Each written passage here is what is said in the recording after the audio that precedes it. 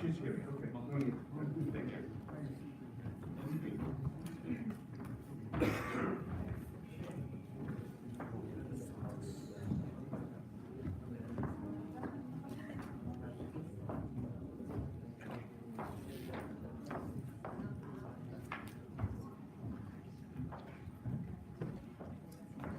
Very well. Our moderator for this morning is Riyad Al-Aryan. Riyad is a research associate at the Center for Islam and Global Affairs and a lecturer in the Department of Political Science and International Relations at İstanbul University. He also serves as co-editor of Muftah magazine on Israel, Palestine, and the Levant region.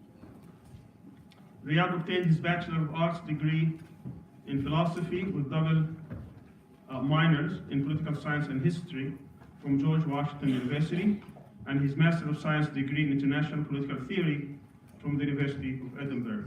Please welcome Riyad Al-Aryan and the rest of the panel. Good morning. Does this work? Good morning, and welcome to the third session of this conference, titled Asking the Hard Questions, the Right of Return, Israeli Settlements in Jerusalem. My name is Riyad Al-Aryan. I will be moderating this morning's panel. Our first speaker is Dr. Abdel-Hadi, whose presentation is titled Contesting Colonial Narratives, Palestinian Right of Return, Resistance, and Resilience. Good morning. Good morning.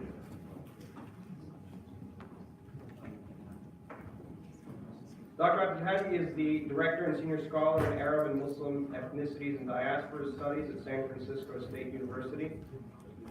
She is widely published with over 80 articles in 7 languages, is a founding editorial board member of the Islamophobia Studies Journal, the co-author of Mobilizing Democracy, Changing U.S. Policy in the Middle East, and is co-editor of several anthologies, including American Quarterly's Forum on Palestine and American Studies, as well as the forthcoming Teaching Palestine, Pedagogical Praxis and the Indivisibility of Justice. Dr. Abdel-Hadi is the Al-Shabaka Policy Advisor and serves on several boards, including the Afro-Middle East Center and the International Advisory Board of World Congress of Middle East Studies. She received her BA at Hunter College in Women's Studies and Sociology, and her MA, MPhil, and PhD degrees from Yale University. Following Dr. Abdel-Hadi, we will hear from Dr. Ilan Pape. His presentation asks, can Israeli settlements be dismantled? Dr. Pape is Professor of History at the University of Exeter and the Director of the European Center for Palestine Studies. Dr. Pape obtained his BA degree from the Hebrew University of Jerusalem in 1979 and his DPhil from the University of Oxford in 1984. His research focuses on the modern Middle East and in particular the history of Israel and Palestine. He's also written on multiculturalism, critical discourse analysis, and on power and knowledge in general. Professor Pape is the author of many books, including the bestseller The Ethnic Cleansing of Palestine and The Forgotten Palestinians. Last but not least, we're joined by Dr. Blake Al-Suwaidan on his presentation titled Jerusalem, the Heart of Palestinian Existence and Struggle. Dr. Al-Suwaidan is a Kuwaiti writer, historian, businessman, and Muslim scholar. He's well known throughout the Middle East and in Muslim communities across the world for his management and strategic planning training, as well as for his television shows and many appearances.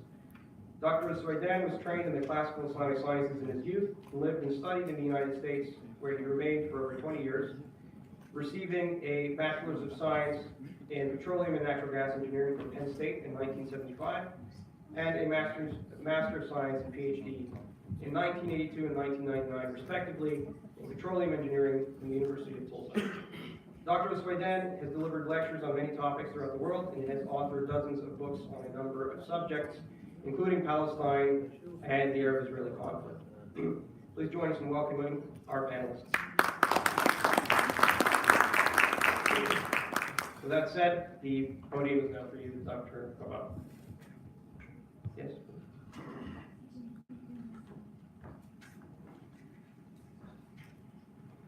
Good morning and Sabah al-Khair. Assalamu alaikum.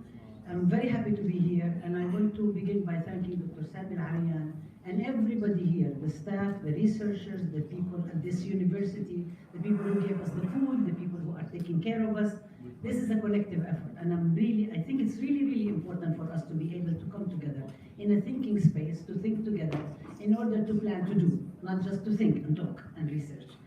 I was in Palestine last week, and I heard a lot of discussions about the deal of the century. Some people were saying we cannot do this because of this, we cannot do that. I was asking, why can't we dismantle Oslo? Why can't we call for the dismantling of Oslo and basically give the keys to the Israelis back and say, here, you go collect the garbage, you go do everything else. And people were saying, giving all sorts of excuses, as if normalizing what is going on. And I'm not going to talk about all these issues, but I see them as colonial discourses. That is the topic of my discussion. And I see actually even engagement and responding to the deal of the century. That doesn't really concern us. We're not at the center of it. It doesn't concern us at all. Even that as a distraction and derailment of Palestinian discussion, with all due respect to everybody who's going to be discussing. On the other hand, we saw a lot of signs of resistance, which is going to be part of my topic. I was asked to speak about return, the right of return, and I know a lot of our distinguished speakers yesterday actually addressed many aspects of return. So I'm taking a different slide, and I'm particularly focusing on contesting colonial narratives, which is the topic here, Palestinian right of return, resistance, and resilience. In particular, I want to discuss the Zionist narratives that validate submission, subjugation, and defeat, and that seek to delegitimize Palestinian rights to their indigenous land and their rights as a people for self-determination, dignity, and justice. And in my discussion, I suggest some alternative counter-hegemonic readings of resistance, such steadfastness, and resilience that are not liberation yet. This is the stage that we're in, that alters the ways in which we think about colonial narratives. And I see the two in a dialectical relationship. It doesn't have to be either colonial or anti-colonial. They're actually very much connected with each other, and I'll be able to discuss that. And so in some of my paper, the longer paper, and I'm going to abstract a lot of it, is I see the colonial narratives, anti-colonial narrative, and reject the post-colonial perspective. I have a serious problem with things called post-colonial, not only because Palestine doesn't fit in the post-colonial, but in itself, when people talk about post-colonial, they assume certain things of the afterward. And so I apply actually more Fanonian analysis, who has been called the post-colonial critic, even though he did not choose that title, but he's dead, so people can assign all sorts of things to people who are dead. Conceptually, I argue about the need to place indigenous people, colonized people at the center of analysis. And that alters the question that if we place Israel at the center of analysis. So if we say, what does Israel want? Would Israel accept this and that? Actually, we are answering different kinds of questions. And if we place Palestinians and indigenous colonized people at the center of analysis. And I'm talking about Palestinians in all their totality. So if we talk about the right of return, we cannot just talk about the right of return itself. We need to talk about Palestinian issues everywhere they are. And I know people have discussed this. We need to talk about the ways in which we have been segmented by colonial borders. The 100 years since Balfour and since the British legitimization of Zionism on international perspective, the various chapters of colonialism in Palestine. But we are not talking about returning to post-sized people. We're talking about a different kind of stage. And I don't know if we have time to do it, but actually thinking about Palestine transnationally. And I don't think we can think about Palestine except transnationally. In order for us to be able to think about the totality, the comprehensiveness of Palestine, the ways in which we can address the various aspects of Palestinianness. I also was very much inspired 2 weeks ago in Beirut at the Arab Council for Social Research, in which the Palestinian group came up with a project called Al-Musta'mara wal-Hudud, colony and borders, and they are contesting all of these issues, and we can talk about it later on. In short, I think that we really need to address the discourses, criticize the colonial discourses, which are Israeli-centric, and focus on Palestinian discourses. Saying that the right of return, of course, is non-negotiable. It is not inalienable. It's a red line, and a red line not in the sense of cliché, that people say a red line and they think that, okay, political leaders of the past have said that, and then we want to be innovative. We don't want to talk about anything of the old. Actually, it is a red line, and it is an anchor of the struggle for the Palestinians. It is not a utopian. The question of resistance, not utopian, nor is it idealistic. It's grounded in Palestinian reality. Even though we are suffering from segmentation, from a crisis of leadership, serious crisis of leadership that other speakers will discuss, but we do have, the Palestinian people have an overall commitment to resist and to not only to survive, but to actually liberate themselves, okay?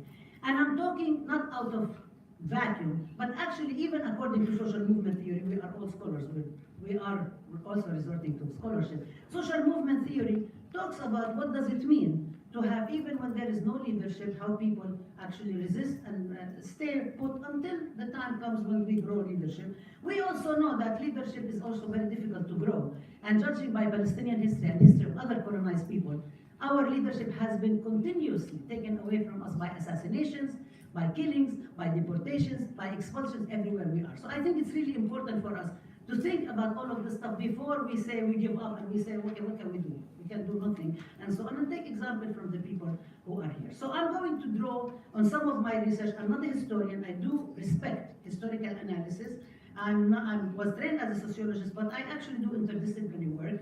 I'm in the College of Ethnic Studies that actually is supposed to look at racism and race as a function of analysis and a structural way of inequality. I also think about it in terms of perspectives of resistance. What does it mean to have resistance? I draw, and when I say my research, I actually, when I talk about myself, I talk about we, because to signify collective work and so on, even though it is my research, but I really want us to challenge individualistic orientation, career orientation, and to be able to be accountable to the people from whose life we draw our work and analysis.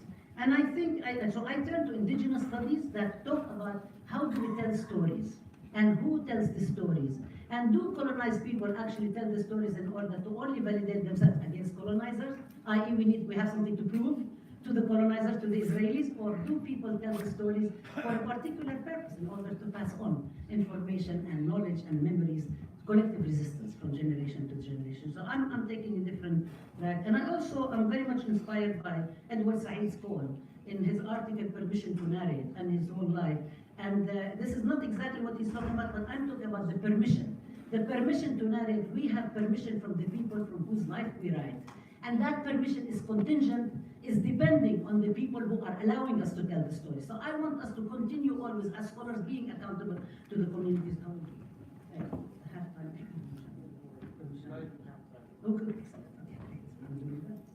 Challenge for myself. But it's also who narrates. For what purpose do people narrate? Who is the audience for our narration? Why are we talking to people? Who are we trying to reach? For what purpose? Is it to build careers? Is it to advance knowledge? Is it why do we produce knowledge in the first place? And at what cost to us as scholars? And are we willing to take that cost in? And how does it shape scholarship? And I think it's really important for us to ask all these questions because that is the kind of knowledge we produce, and that is the way engaged intellectuals, like those of us who are gathered here, are engaged in the question of scholarship and changing lives. So I have done research in various various locations of Palestine. Between 2001 and the present, I've been in the Shatila refugee camp in Lebanon. I stopped a little bit in Ain al-Hilwa and Mar Elias, but I don't really count that as an experience. 2002 to 2016, I have been in Nablus refugee camps, Ain Beit Ilma, Askar, Balata. In 2002, we actually visited Jenin refugee camp right after the Israeli massacre. We have been going with delegations from 2011 to the present to Naqab, which I'm going to be talking about, and the 48 areas where people have been displaced, internally displaced and threatened with displacement. So when we think about return, that's also part of the concept of return and being able to actually reclaim one's land and so on. Sheikh Jarrah, where there are communities that are resisting being displaced. Silwan, the Haitian refugee camp multiple times, including only just 2 weeks ago. Shu'afa, various people who are refugees inside and outside refugee camps, senior leaders, non-senior, and so on. I've done that for my senior honor thesis as well as my PhD research, and I continue to doing that. Gaza from 1998 to 2000, after which I have not been able to go back. And I also did a lot of research around the 50th anniversary of Nakba in 1998. And my current project is Teaching Palestine, which you mentioned, pedagogical praxis and the indivisibility of justice actually frames how I'm thinking about this. This is part of a program that we're building at San Francisco State University called Arab and Muslim Ethnicities and Diasporas, which applies this kind of research, scholarship, teaching, and advocacy, that we connect them all together. And we do not think that one is more important than the other. And one of our tasks actually is to validate the scholarship that is engaged scholarship, not only validate the scholarship that comes out of books and so on, or we talk about it somewhere and then we go out the door and we end up validating the people who are big name academics and so on. And we have done a lot of things which I'm happy to talk about that. We have done a lot of accomplishments, but the Teaching Palestine is the most recent chapter of that combines multiple things about knowledge for public education. How do we think about collaboration with Palestinian universities when we are in the US? How do we use the space of the classroom to study and so on? And where is the classroom? For example, we said the prison is a university, and this is what Palestinian prisoners, who are a big part of the population, think about that. And now we are engaged in a project, this is the next step, called Study Abroad in Palestine, which, if the university allows us to have, will be the first time ever any students from the United States actually go and get credit in Palestinian universities, and it becomes accredited. And so it's a big challenge. They're trying to stop it, but we don't think we don't allow them to do so.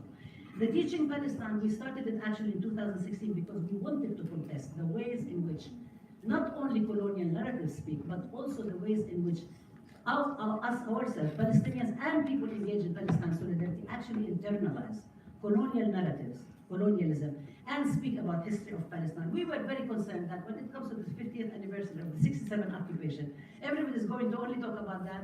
People are not going to be talking about Nakba. People are not going to be talking about the 3rd anniversary of the blockade of Gaza. People are not going to be talking about the 35th anniversary of the Sabra and Shatila massacre and the Israeli invasion of Lebanon. People are not going to be talking about the promise of the Palestinian Declaration of Independence in Algeria in 1988, or the 30th anniversary of the Intifada of the Stones, or they are not going to be talking about partition, 100 years of Balfour, and so on and so forth. There is multiple ways in which we can actually fixate on particular anniversaries, and even also ask the question, why do we commemorate anniversaries and why they are important? Palestinians do that all the time. But then it's usually attributed in nationalism literature to some kind of people commemorating and then some silly actions and so on, and they talk about it in terms of festivals and spectacles and so on. But there is a particular reason for why people remember anniversaries, and that has to do with the question of actually reclaiming your rights. When you are not writing your own history, somebody else is writing your own history, or it gets erased completely. So this was one of, so we took the program, actually we did it in Palestine last year. We also connected it with, this is in Palestine studies. In US American studies, we actually looked at the history 50 years ago, where students at San Francisco State University, my own university, led the longest strike in history and demanded decolonizing the curriculum, which links a lot to the work that we're doing, and to have studies that represent communities' experiences that were completely, and was led by the Black Student Union and the Third World Liberation Front, American Indian Movement, Black Panther Party, many other groups, Los Siente, they were all involved in it. And we are holding the university to that promise to decolonize the curriculum. So it means actually bringing this back to the academy, bringing this back, legitimizing it in the academy, and also in the scholarship. We took the project to Cuba, to Seville, Andalusia. So we talk about 1492 as we see it as a founding moment of the so-called discovery. And we know that nobody discovered anything. Somebody got lost and ended up naming West Indies as opposed to East Indies. But it became the beginning of the settler colony project in the Americas. And it's also the date of which the Inquisition and the expulsion of Muslim, Arabs, and Jews from Spain happened, which I think somebody talked about that, probably Professor spoke about that. And what do I understand? How do we understand where does Islamophobia begin? Does Islamophobia begin after 9/11, 2001? Or there are actually roots, historical roots that we can think about intellectually and then bring the studies together. So people who are doing American studies, indigenous studies, Black studies, Africana studies, Palestine studies, I don't like to use the word Middle East because it's Middle of the East to whom? Not to us, right? We're at the center of the universe. So if we think about that, and actually it becomes a very interesting and a very engaging, critical, engaged intellectual project that challenges the ways, boundaries, and various studies that were created in during the Cold War to actually keep us in our place. So we're also challenging what that means. We took it we did a project on women and war around the anniversary of Sabra and Shatila. We took it to the American Studies, National Women's Studies Association, to the lynching museum in Montgomery, which was also one of the museums that gave the award to Angela Davis, who was speaking about Palestine and then took it back and then gave it back to her and so on. And by the way, Angela Davis went to Palestine the first time on a delegation we organized. So this is where, so this is why this stuff is quite important.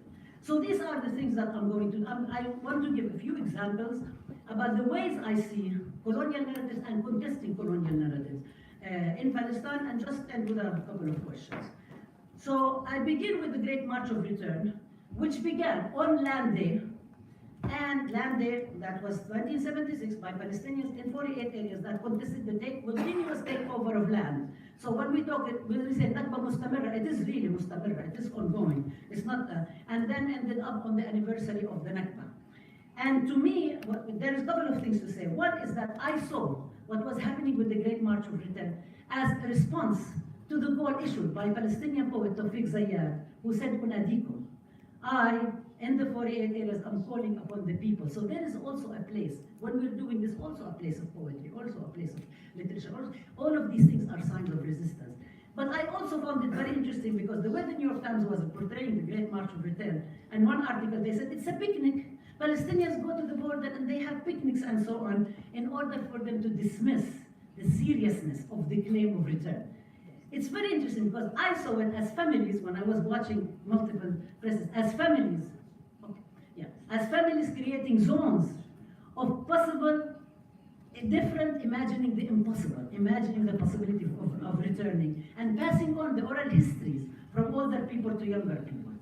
And my discussion also includes a lot of discussions of cemeteries, but before I do that, I want to talk about another side, which is the Naqab and al-Hiran, a little village in the Naqab, and the martyrdom of Yaqub al-Qi'an, who in the colonial narratives, if people remember, he was martyred on January 18, 2017. He was called that he's a member of ISIS. The Shem Beit came out with all sorts of stories, again, to dismiss, to draw on Islamophobic, war on terror narratives, to actually dismiss the legitimate claims of al-Hiran. al-Hiran is being threatened by destruction because the Israeli government, the Jewish National Fund actually, which is, it's not a government, it's broader than the government, wants to establish a settlement called Hiran.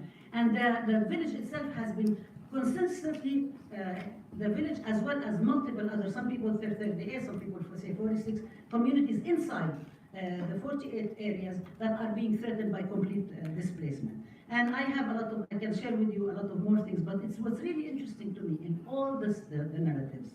I could not find Hisam Abu Qi'an. Hisam Abu Qi'an is the first wife of Yaqub Abu Qi'an. Everybody talks about the second wife, Dr. Aman, the modernized doctor who was there, but nobody talks about Hisam Abu Qi'an, who stays put, who has 10 children, who's educating them, who actually drives without a license, who's actually taking care of everything else. So even when we do our own narratives, we don't dig deeper to see who are the people. We actually met with her last year on the delegation to Palestine. And so, this is part of the villages that define the proper plan, that actually are staying put, and they have settled, they have what you call it, the solar panels and so on in order to continue to survive. It's a question of survival. And actually, it was possible for us to go there because of resistance, because of community organizations like Adala, who organized for us to go and visit there and visit the grave of Yaqub Abu Qi'an and Hisam Abu Qi'an. So this is another question of how colonial narratives and how colonial understanding actually shapes and frames the way we even think about things and what is it that we look for, we don't look for. The next image also comes from a cemetery, and it's actually quite important in terms of comparative analysis, is the story of Dalal al-Mughrabi and the need to return the bones. Because when you're talking about repatriation and return, you talk also about the effects of people.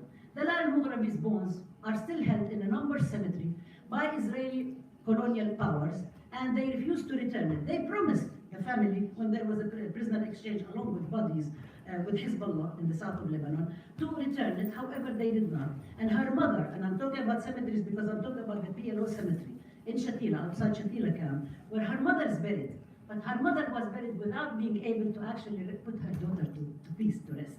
And this is something that is being held also as a psychological weapon by the colonial powers in order to disinherit people even of the right to bury their dead and repatriate. And this is something really big in indigenous studies. It's also very, I see the South African, some of the South African comrades are here, but but not all. But this is very also interesting, is what happens when you really have real, at least part of your liberation agenda. So in South Africa, Sarah Barton, I think some of you may know who take women's studies, she was kidnapped in 1810 from South Africa. The colonial narrative says that she agreed to go with the British to be displayed in various places. She died when she was 26 years old in 1816, and her remains are displayed in the Museum of Man, the Musée d'Homme, in Paris, has been displayed from 1816 to 2002. We're not talking about ancient history. In 1994, Nelson Mandela asked the French president to repatriate her bones, and on the Women's Day in South Africa on August 9th, 2002, she was buried. Her bones were finally repatriated to Cape Town. When we're talking about this, and we're talking about what happens in South Africa, truth and reconciliation, how does truth and reconciliation happen without actually holding the perpetrators accountable, and without being able to return the bones also, not only the memories? I'm going to, I'll talk about this some other time. I was going to talk about Ain Hod, which is a village that wasn't destroyed in 1948, but made an artist colony where they have an olive press from a Palestinian village, and the ways in which one of the elders actually stood outside of the cemetery and told us the stories, and his child and his grandchild were standing there and listening to the collective memories that were passed. In a sense, actually turning colonial narratives to narratives of resistance. I was going to talk about Shatila, where the children actually defined the places from which they came. And they met, the children of Shatila, with the children of the Haitian refugee camp at the borders in 2000 in Lebanon, after the South Lebanon was liberated at Bawabet Fatma's Gate. And they also, the Haitian in particular, defies colonial narratives in the sense that they collected the keys of their homes. They went to meet the Pope on his visit to Palestine in 1997, not the recent one. And they met him at the apartheid wall and they gave him the keys. And the keys themselves become a symbol of the return and so on. And then they also did, in the 50th anniversary of the Nakba, they created a very big calendar. Looks like a UN identity card. And in it, they filled out all the boxes with parts of Mahmoud Darwish's poem, Sajjal Ana Arabi, write down. And in 2000, they participated 8 years after Oslo in a big rally that established Al-Auda in San Francisco. But the only thing that I will end on is example from my own university.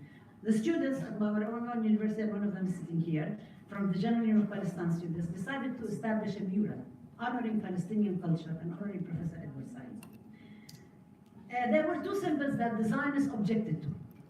Hamdallah, the cartoon character of Najil Ali, who was assassinated by the Mossad, and the key. And on the key it's written Al-Auda.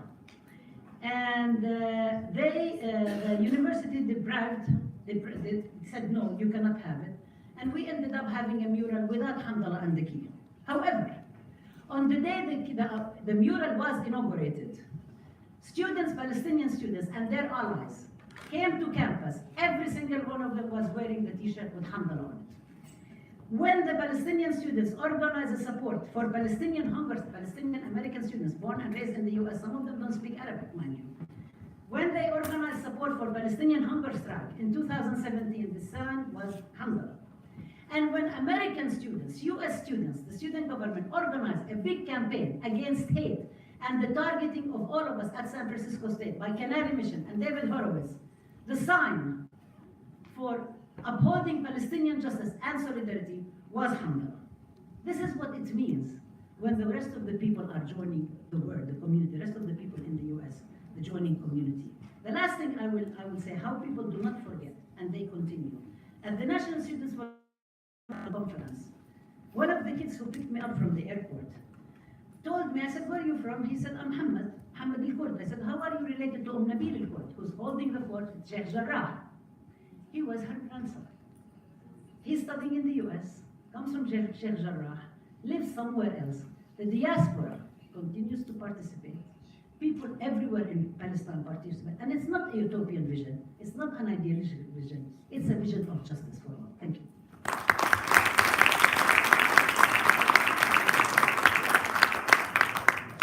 Thank you, Dr. Abdul Hadi. Next, we're going to hear from Dr. Ilan Pape, on the issue of the settlements. It's a very good idea to have us in the morning talking about the difficult questions before lunch and not during the siesta. I think we are all awake and hungry and angry, and this is a very good, these are conducive circumstances for talking about these issues. I also think that we should all be aware about language, and of course the word settlement has so many meanings in the Palestine context. We can talk about the colonies that Israel built after 1967 in the West Bank and the Gaza Strip, and in a way, as Professor Aryan mentioned it, if it's from the Oslo Accord perspective, then when we talk about settlements or dismantling settlements, we are talking about these particular Jewish colonies. But the whole Zionist project is a project of settlement. So are we asking the question, can the Zionist settlement be dismantled? Is there a difference between the Jewish colonies built in 1948 on 78% of Palestine and existed 19 years before the new settlements were built in the occupied West Bank? Really, these 19 years make such a big difference in the legitimacy of colonies of such a kind, whether they are inside Israel or whether they are built on the West Bank and the Gaza Strip.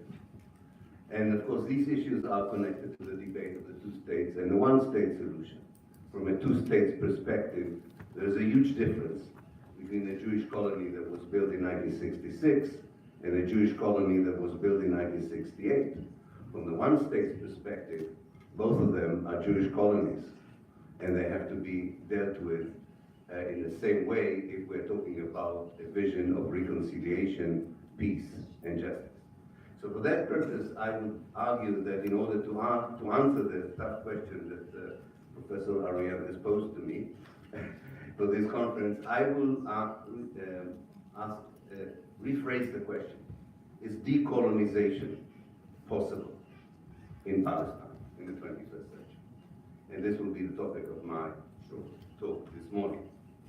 So decolonization is associated, and quite rightly so, with a specific historical period when the huge empires collapsed and were dismantled.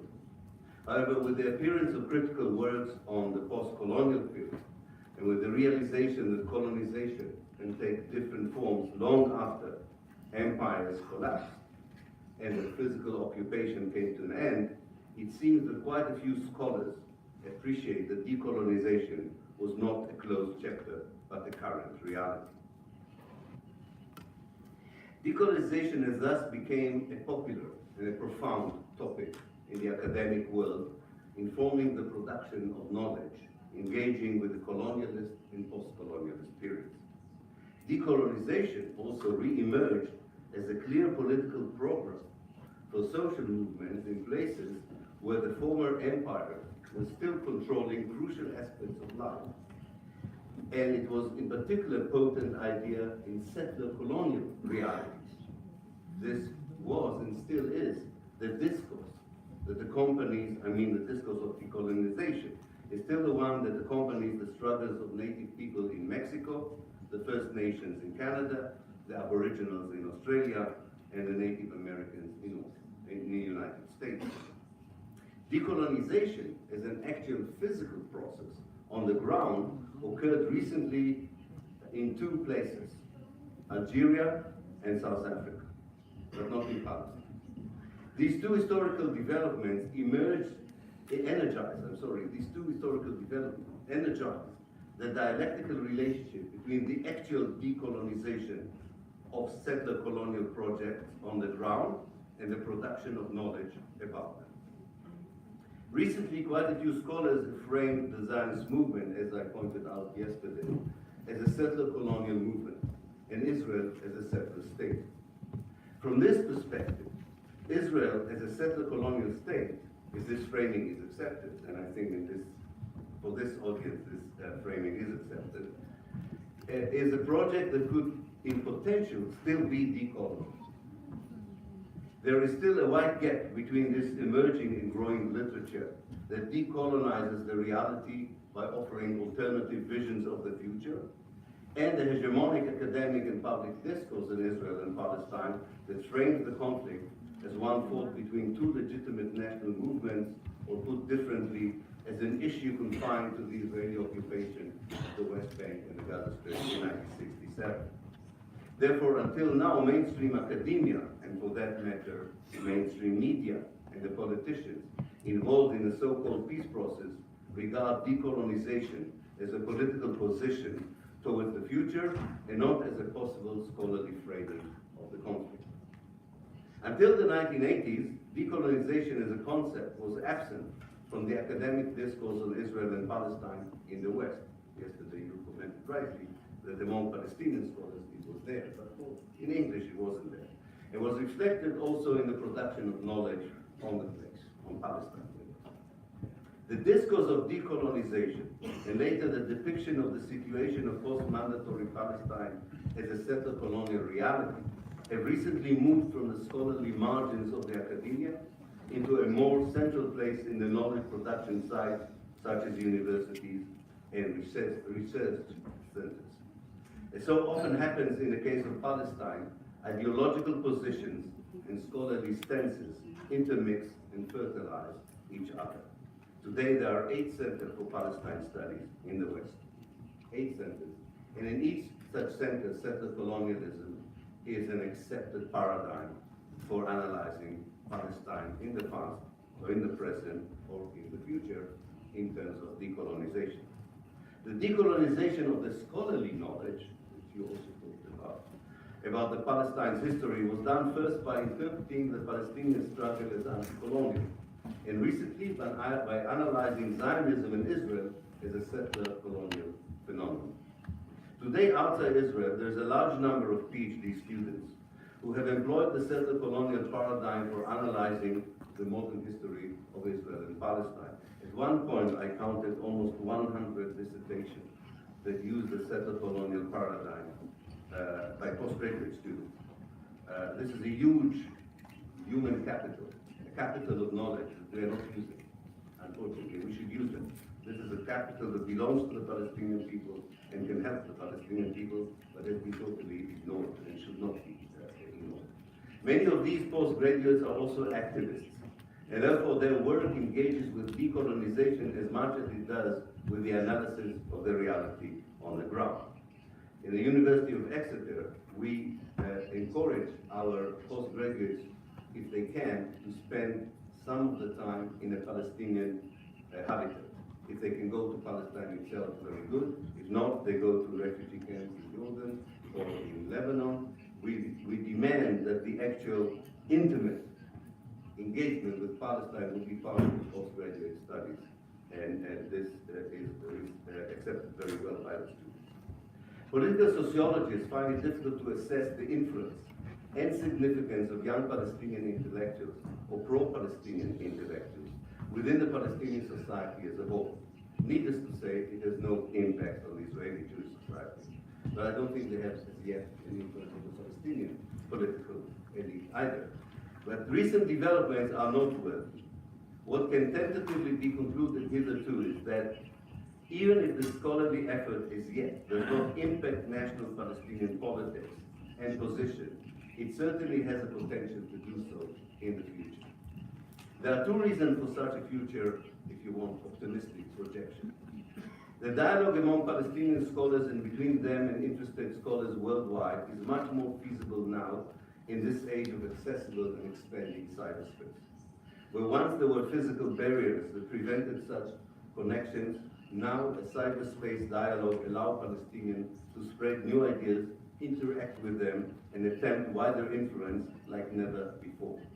In a society which is very young, the Palestinian society between the river and the sea, and in the refugee camp is one of the youngest in the world, these ideas are spreading with an amazing speed, disabling us to fully assess their significance.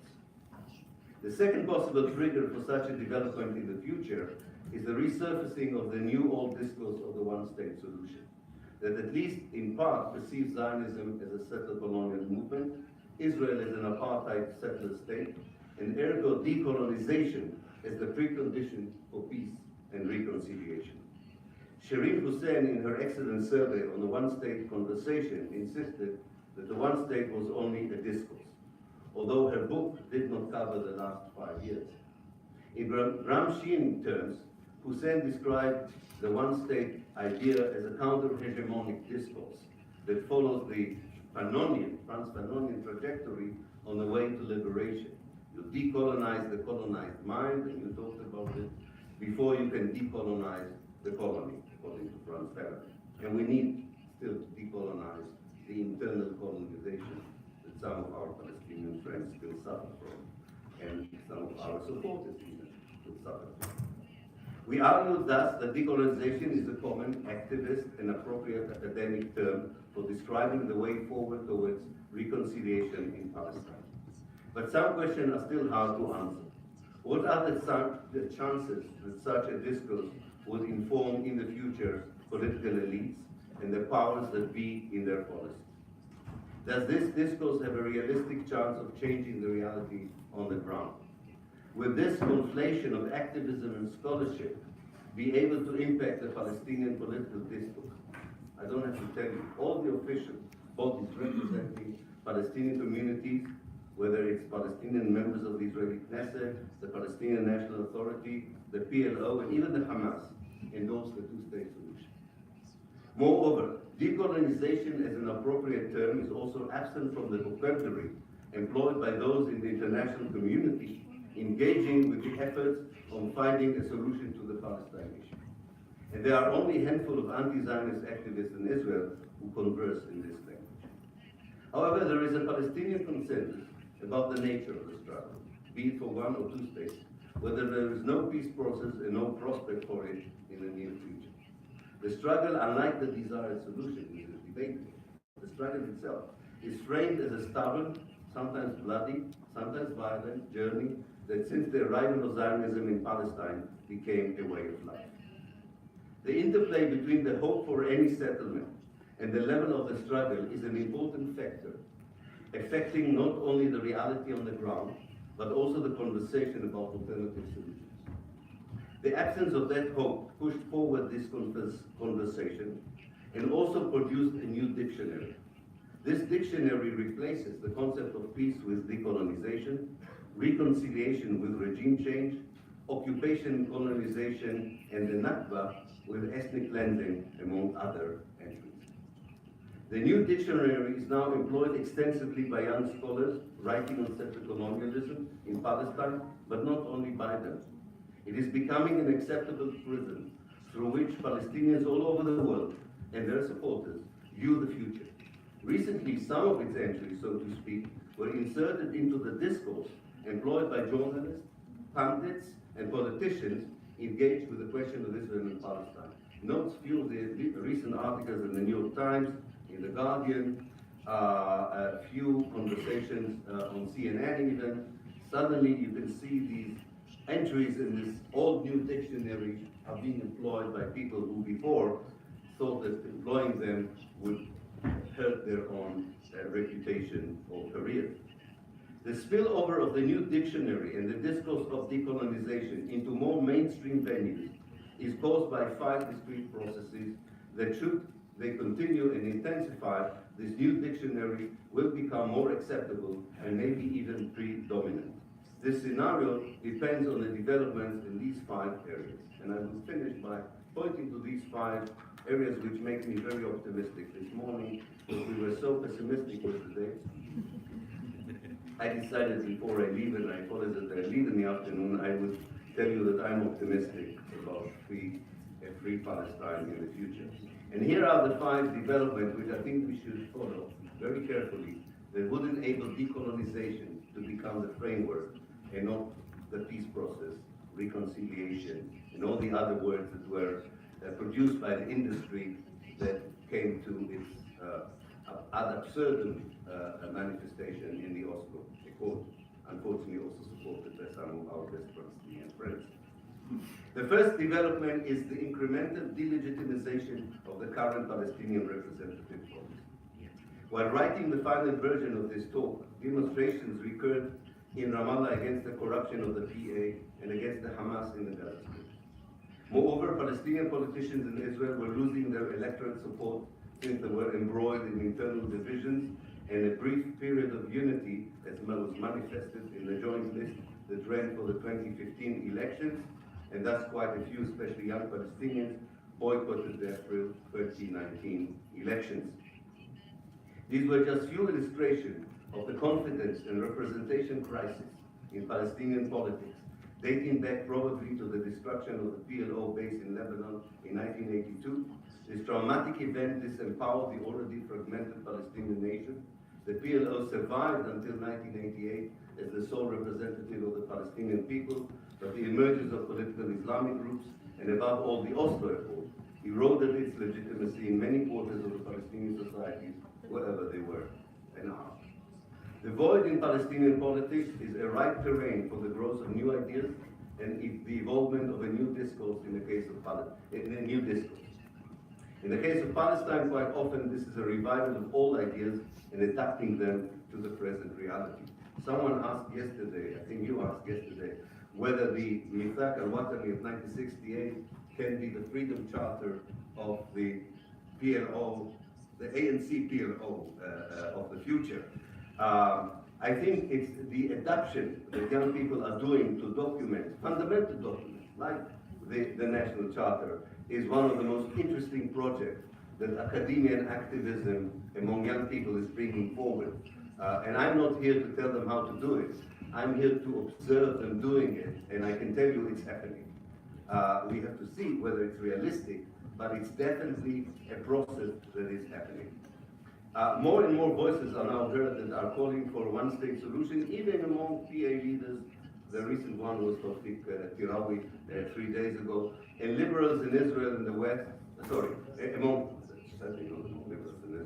more and more voices are now heard that are calling for the one-state solution, even among PA leaders and Palestinian politicians inside Israel.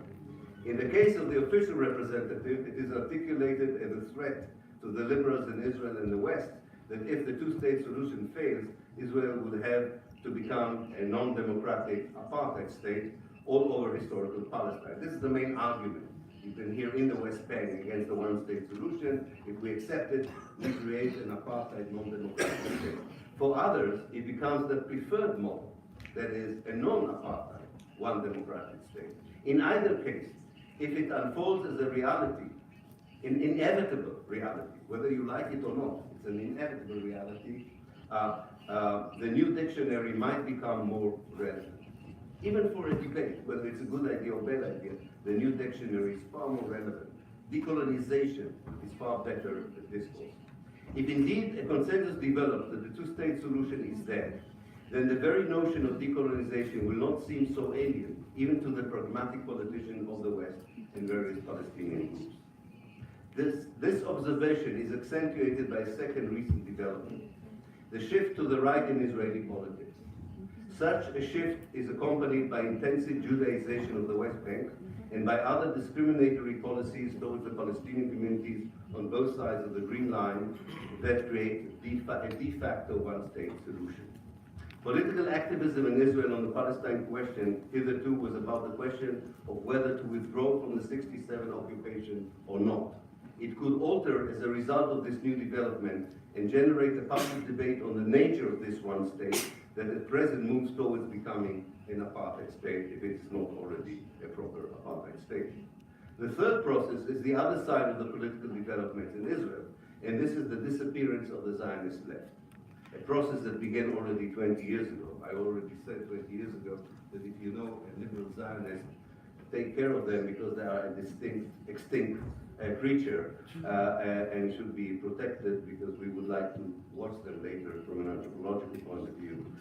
This is an aberration and abnormal existence, like an enlightened colonizer.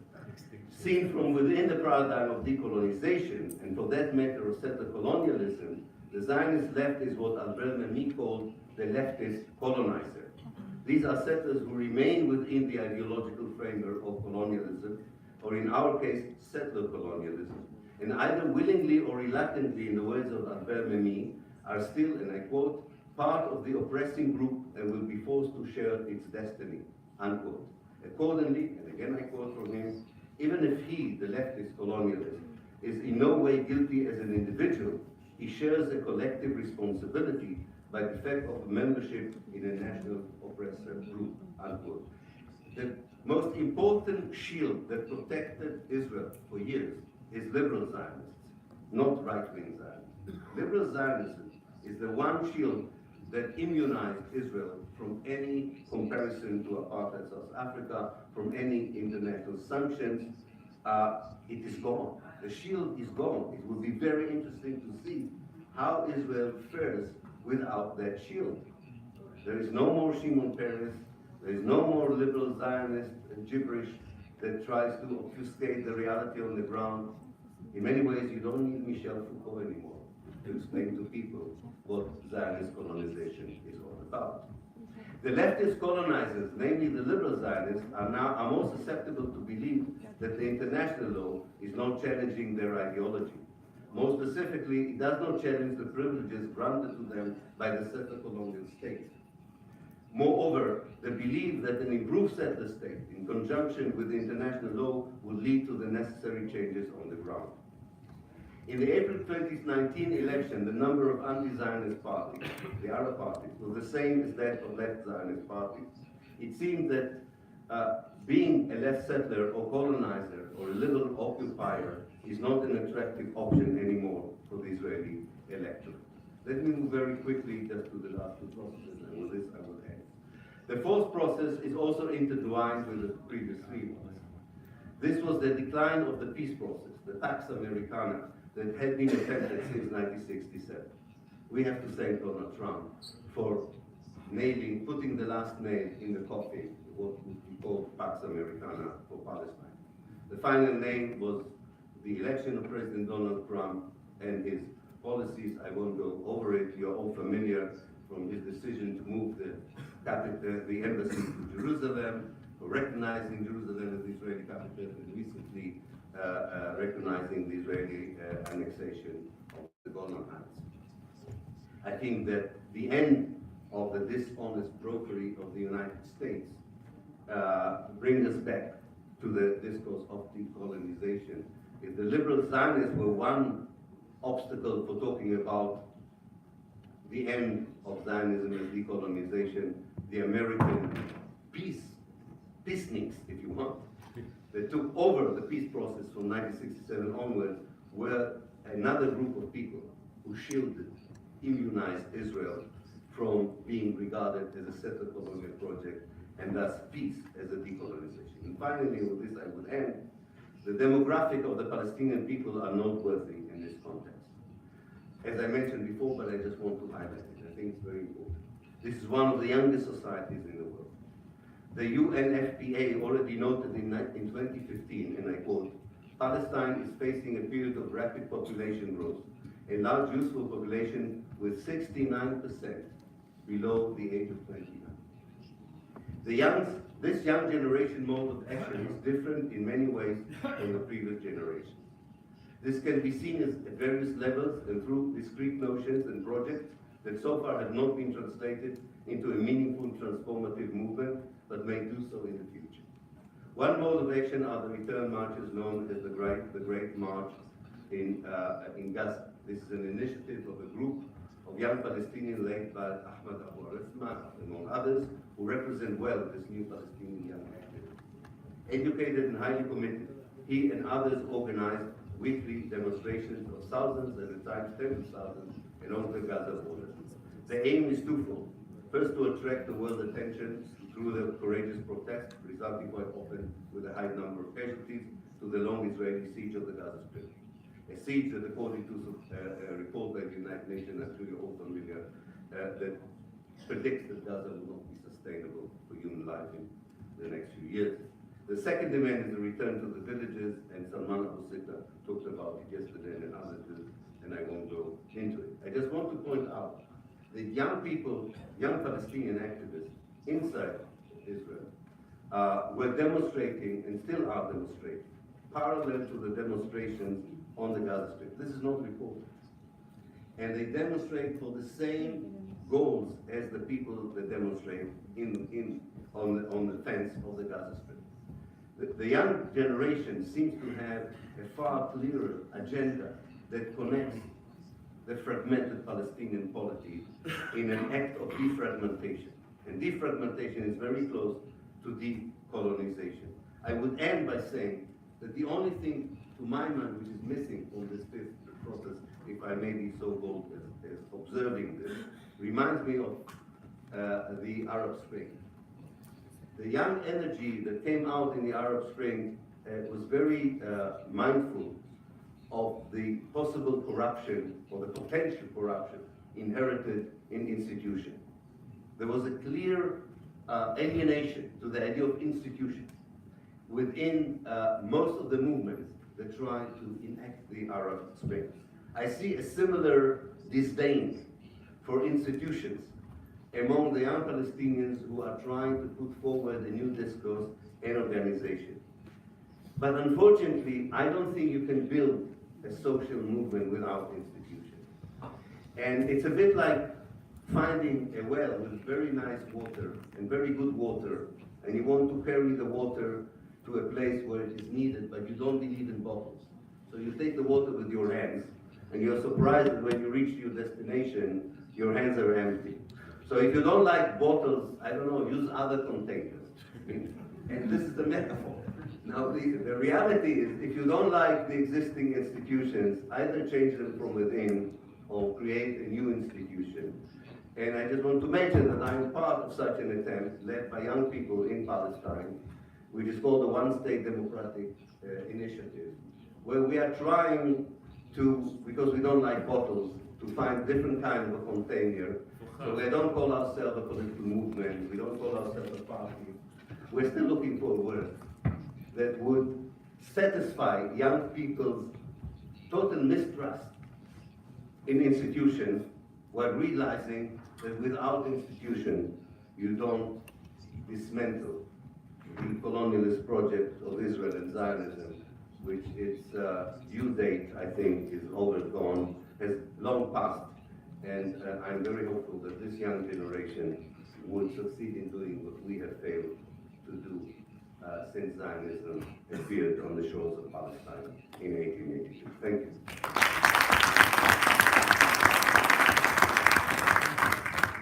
Thank you very much. Finally, we'll hear from Dr. Lana Eswaydan on Jerusalem.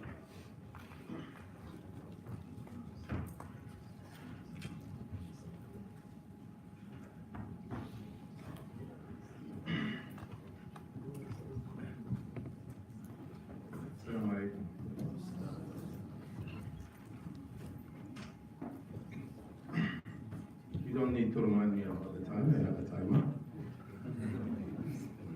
Assalamu alaikum wa rahmatullah. Bismillah ar-Rahman ar-Rahim. Alhamdulillah wa salatu wa salam ala Rasulillah. It's an honor to be among you. Thank you, Dr. Sami Al-Aryan, for this invitation and the pleasure of meeting all of you, and especially the scholars among us here. I and Dr. Sami were colleagues and students together in the United States, 30 years ago? More? I'm not telling my age. He's getting older, I'm not. Okay, so I would like to add a new perspective to what has been said. I tried to follow, although I was not here, but I tried to follow through the live streaming. Thank you for providing it.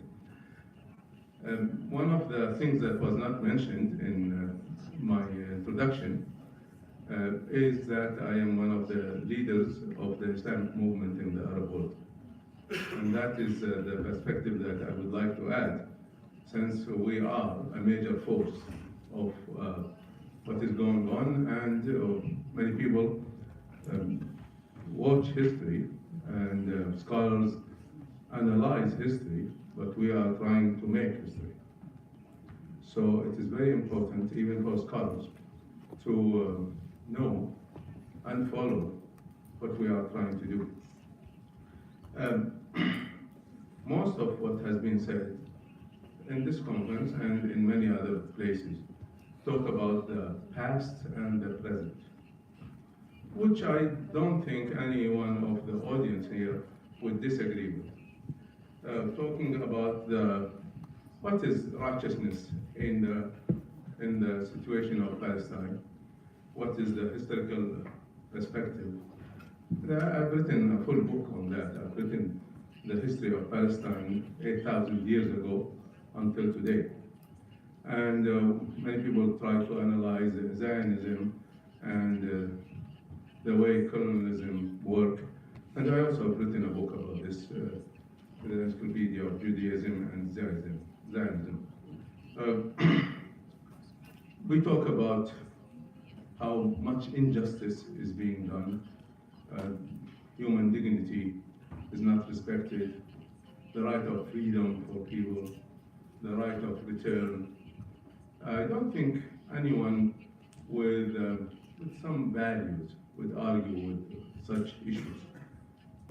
President Reagan moved the American CIA to support the freedom fighters in Nicaragua. And now, what are the Palestinians? They are also freedom fighters. And it is something that is well established through history, but also by international organizations like the United Nations. So we are not talking about something that people should disagree about. We are talking about racism, we are talking about colonialism in the past that is still existing, apartheid, etc. We're talking about freedom of worship, forbidding people from reaching their holy places in Jerusalem, etc., etc. Injustice is very clear. And the peaceful resistance and military resistance both exist, and we all know about that. We also talk about how unjust the world is, especially the stand that is the United States has taken throughout history, and is more obvious today, that is biased towards Israel. And it's not only the United States, it's in general, but the stand of the United States is becoming, it has been there always. But now, thanks to President Trump, which I prayed that he would win, has shown the reality of the injustice. Of course, injustice would lead to violence, unless you give up, unless you accept the injustice, which has happened in many places, by the way, but those who insist on their rights will eventually win, no matter what. And by the way, this is not the first time Palestine was occupied. It has been occupied 3 times before. First time for 88 years, the second time for 10 years, and the third time for 1 year. So when Saladin liberated Jerusalem, it was after 88 years of occupation, 88. We have not reached that. As long as there are people like you who would insist on their rights, you will get your rights. Only those who give up will lose their rights. So, with all of this known, and sometimes I feel that we talk towards ourselves. I mean, the audience here all believe in these ideas and these principles, and even those who are watching us are similar to us. We need to talk to others, and I will come to that. But we, in the Islamic movement, we have certain principles that guide our stance. It guides our clear path that we are taking. Israel does not respect justice. It is very clear. And we cannot convince Israel one day to respect justice. That is not possible. The only thing that Israel will respect is power. And with this principle in mind, even peace cannot be reached without a balance of power. As long as we are weak, we will not be respected. As long as we are divided, we will not get our rights. And with that, it should be very clear that the rights of the Palestinians would not be given, it has to be taken. And this will lead us to our strategic vision, and that is Palestinians cannot liberate Palestine. They are the front fighters, the head of the spear, if you like. But they cannot do it by themselves. They are facing a major power that is supported by world powers. And it cannot be done. It's like the Syrian freedom fighters. If they were left to fight against the Bashar regime, it would have collapsed. But when Iran came into the picture, and then Russia came into the picture, and they did not, the freedom fighters did not get any world support, of course they cannot fight world powers. We have to be realistic. So, we believe deeply that it is the duty and the obligation, not only of Muslims throughout the world, but of those who have any dignity and any values to support the Palestinian cause. That is our belief. And our belief is that we are all the strategic depth of the Palestinian cause. In a certain time in the recent history of Palestine, some Palestinians in the leadership of the Palestinians called that Palestine is for Palestinians. And that was a major mistake, because without the strategic depth, you cannot liberate Palestine. How can this be done? Of course, it has two folds. One within Palestine, and the other is outside Palestine. Now, from within Palestine, I think there are a lot that is being done, a lot, and it should be appreciated. Palestinians have not given up. Even Palestinians who live in the 48 lands, and they have the Israeli nationalism or nationality, and an Israeli passport, and even they speak Hebrew, but they still believe in the Palestinian cause. And they are not traitors. They do believe in their cause. They will support the freedom of Palestine. And there are a lot that is done towards Jerusalem, and there are a lot that's done towards supporting those who are in need, so that they will not sell their houses, etc. It should be appreciated. And of course, there are a lot that is being done on the military resistance side that forced Israel several times to have a peace treaty, even for a while. And that is why wars did not continue. It did not continue, not because Israel believes in peace, but because there was at least a power that would oppose them and hurt them. Otherwise, they would not stop the war. We have seen this in 1986, and we have seen this in 2006 and 2008 several times. So the only thing that Israel would respect at the end is power. That does not mean that all other efforts should not continue. Of course, it should continue. And academia, changing the mind, changing the philosophy, changing the values, are the basis. Intellectualism is the basis of freedom, of the French Revolution that would not have happened without the philosophers that preceded it. So of course, what you are doing is major. But I would really, really advise that you should look at the true picture.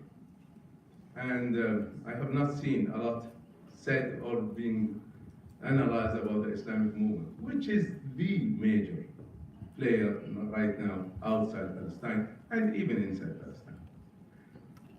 Coming to that, what can be done outside Palestine? It is twofold.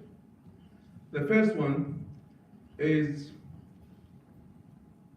changing the political stand of the Arab countries towards Palestine. What is going on today is that really the Arab countries are very weak, are very divided, and most of them have direct or indirect relations with Israel, and no pressure is being done on Israel. As a matter of fact, all the pressure is done on the Palestinians, not Israel, by the Arab states. This is totally unacceptable to us, and we will not tolerate it. And we will not stop until we change it. This is the stand of the Islamic movement. Now, we believe in peace. We believe in the way that is done in Algeria today. Major change with peaceful means. We don't believe in violence. Violence that had happened, whether in Yemen or Libya or Syria, was done by the governments, not by the people. People came in peaceful demonstrations. They were oppressed by violence, by the regimes. And that is why these revolutions turned into violence. Now, when people moved in Algeria and the regime did not face them with power, no blood was shed. That is the way we believe. So it is not our problem. It is the problem of the regimes that oppose the freedom and the dignity and the rights of their own people, leave aside the rights of the Palestinians. Such governments cannot support the Palestinian cause and definitely will not put any pressure on Israel. Now, we can and we are trying to envision a future, and we can achieve that future, where these regimes will not continue with such policies, either by accepting the change or by being forced into the change. But they will not continue. I swear by Allah, they will not continue with this. We will change that. Now, just imagine when these countries, especially those around Palestine, are serious towards the Palestinian cause and serious in confronting the injustice of Israel and serious in supporting Palestinians inside Palestine and serious in protecting our holy places in Jerusalem. And the whole game will change. So that first, there is a role for the Palestinians inside. Of course, there is a role for the Palestinians and everyone who believes in the Palestinian cause outside. And I would call Dr. Sami, especially, and all of you, to start something else that I have proposed several years ago, and it was not done. So I would propose it again. I would propose starting a global coalition of all of those who believe in the Palestinian cause, whether they are Muslims or non-Muslims, academia, actors, sports figures, politicians. There are millions who support the Palestinian cause. Especially, I have seen this in the student unions in the West. Students in universities are great supporters of the Palestinian cause. And they are putting a lot of pressure on their own universities to boycott the Israeli university, etc., etc. I have seen churches in the United States pulling their investment from Palestine because of the injustice that is done by Israel. Now just imagine if we can create such a coalition. And it would be a non-violent coalition. With that, let me conclude that we are facing a major power of injustice that cannot be disseminated without a great power of justice. It cannot be faced with words. It cannot be faced with arguments. There has to be a balance of power. And we all should share in this balance of power. And definitely, Palestinians have a major role in that. And the academia has a major role in that. And we, in the Islamic movement, of course, we should also be one of the leaders in supporting the Palestinian cause. Palestine has always been a central issue in our strategies, and it will continue to be. And we will not stop until we see justice done. Thank you so much.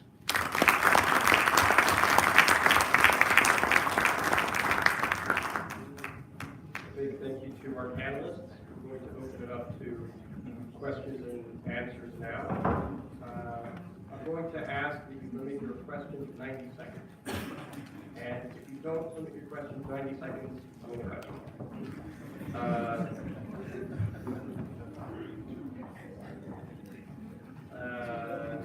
Does that include the answer also?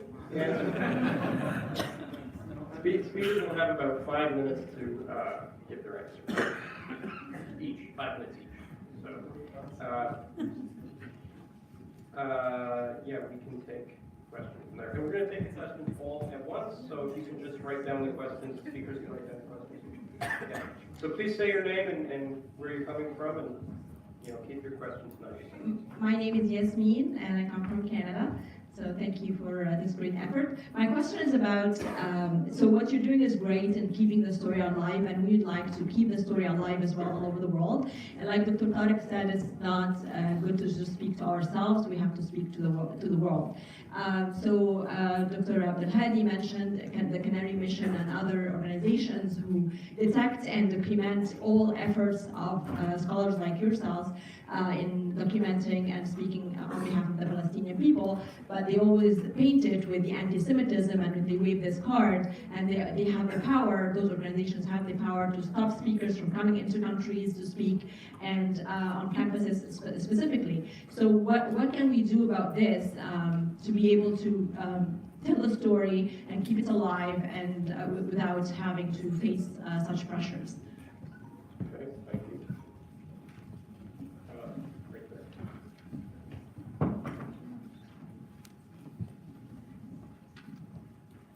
I'd like to thank the panelists for coming all the way to... Please tell us who you are. I was going to.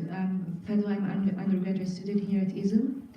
I have two questions. First for Dr. Elan. You mentioned that about the importance of changing the dictionary. How do you think this, how important or sort of significant, or what type of effect it would have on a movement that its main focus is to change a dictionary or change history or stuff like that?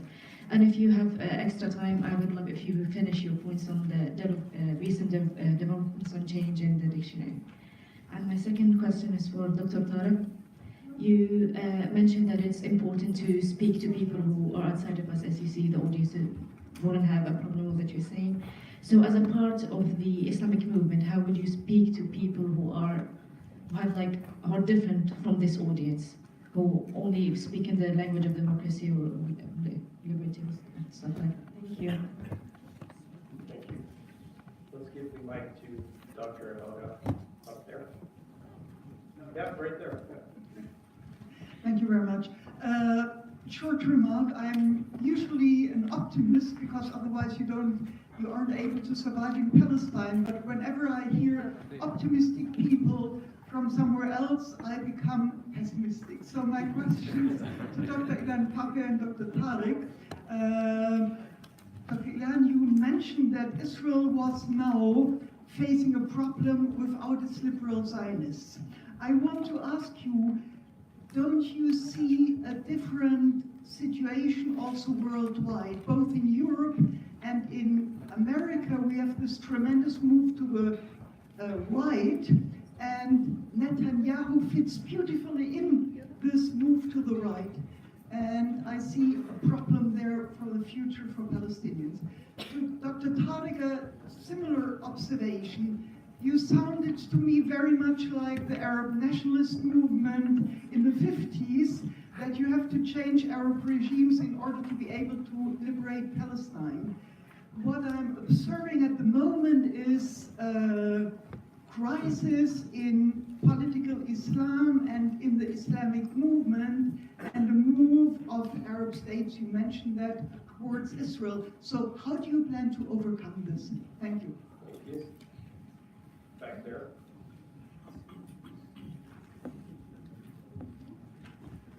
علي وردة من فلسطين غزة.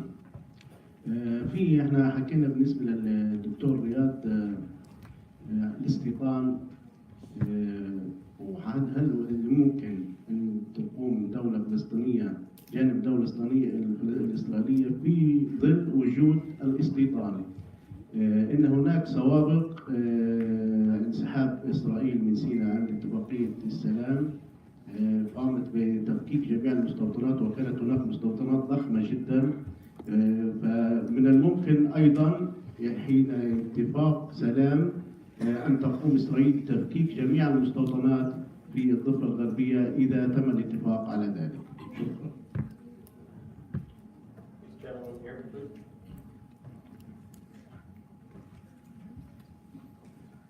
Muhammad Badran.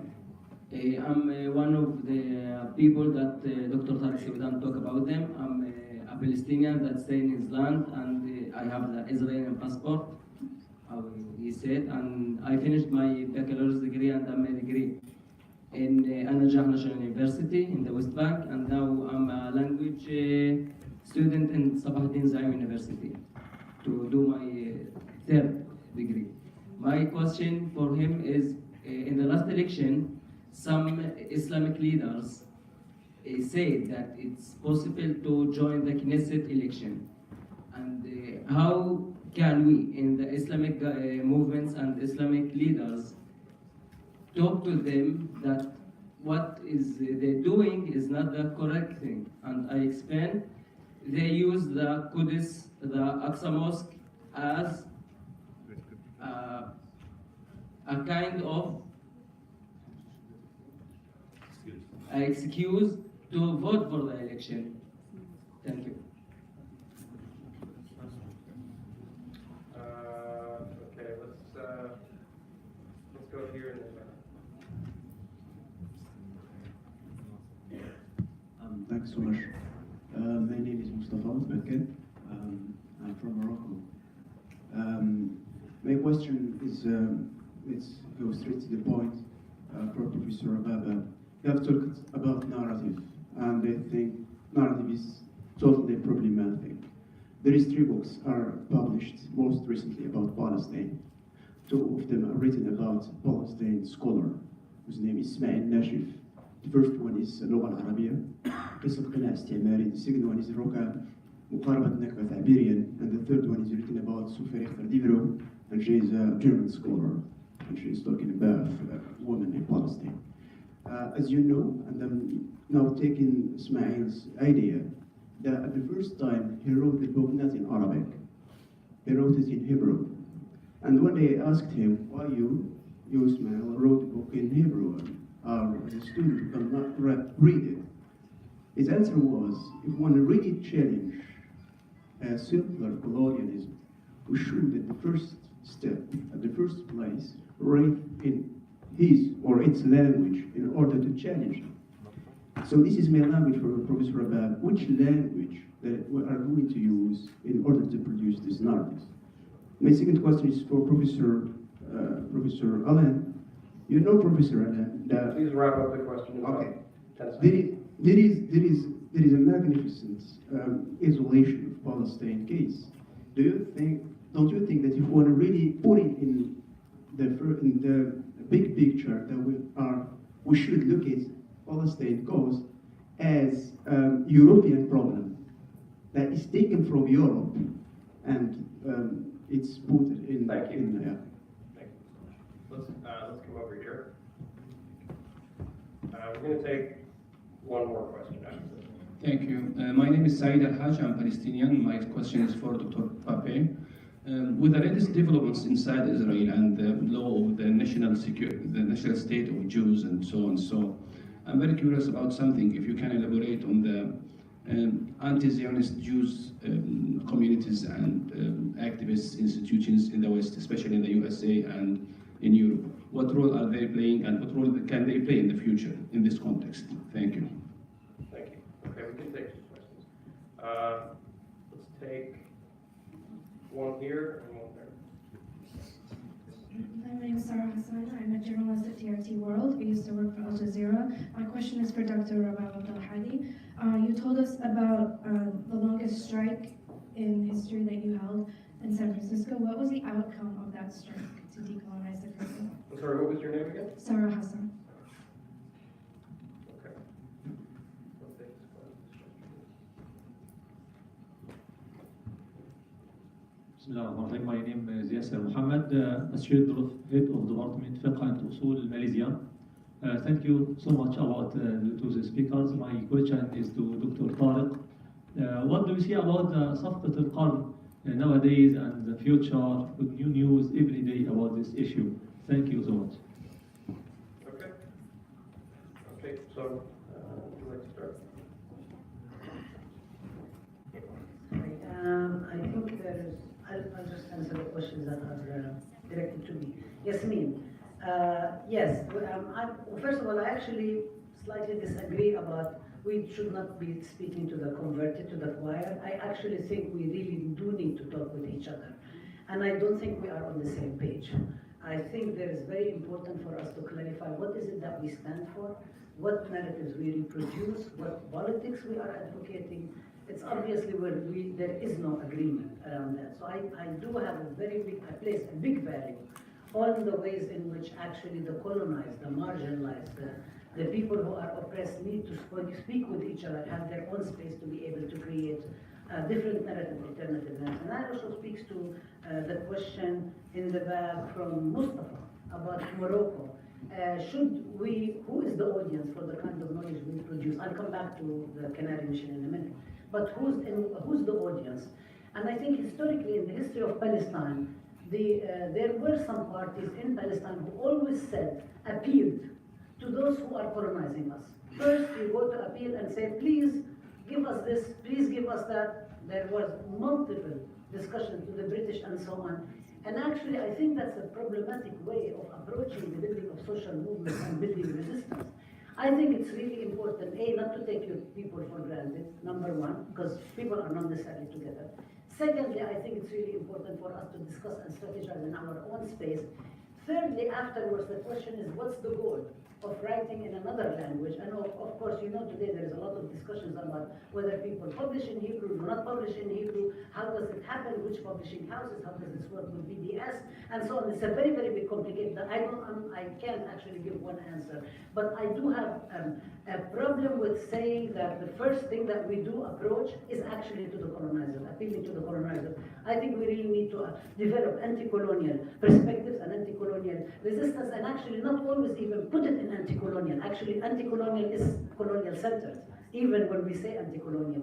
What does it mean for people to write their own histories, their own stories, and so on? Actually, in disregarding what the colonialist does. And I think it's really important to also validate that. I'm not saying we're living in a vacuum. I'm not saying that we ignore the world around us. It's very important to take everything into consideration. But it's really important to also validate that kind of narrative. And I'm going to stop at that because this is a very long topic that we will never finish. But I want to talk about the whole question of the Canary Mission. And it's not just the Canary Mission. There is an industry. There in Israel, I call it Israel lobby industry, that comes together. That's not one person or another. It's not a couple of groups and so on. And they, by the way, for people who want to know about Islamophobia, they actually almost coincide with the Islamophobia industry because they are trying to advocate similar messages of racism, discrimination, white supremacy, Zionism, and so on. Now, these groups come together, and the reason that I believe they come together is because Israel is failing.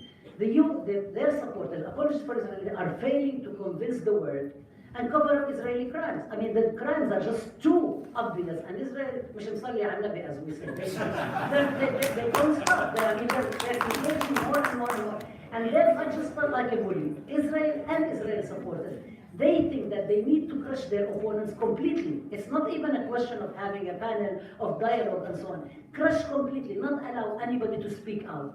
And so where they are failing, because a lot of people in the US, which is very unusual, because the US is a settler colonial state, okay, and Canada as well, okay, because if they're failing to actually convince people, so people in the US and Canada and other settler colonial spaces are actually joining the rest of humanity in supporting Palestine, because on a grassroots level, the cause of Palestine as a cause of justice, not as a cause of Palestinian per se, only we own it, and I agree with Dr. Sweden in saying that. The cause of, when people are joining more and more and more, they are failing, and also more and more young Jews are also, and I knew the question was directed to Dr. Pape, so I'm not going to speak about all of it, but there are more and more younger, there are more and more members of the Jewish community who are saying, you don't own Jewishness. Zionism does not speak for all Jews. Israel is not going to speak in my name and its atrocities against the Palestinians.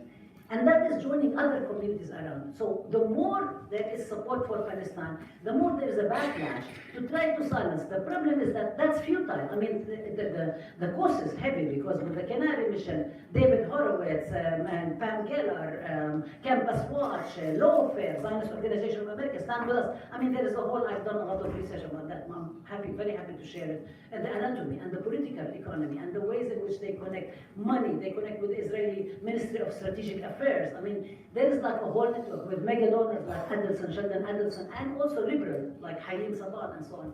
They are really trying to crush any possibilities, not only in speaking, which is supposed to be a basic right of the US Constitution, but we know how liberal, quote-unquote, democracies work, okay?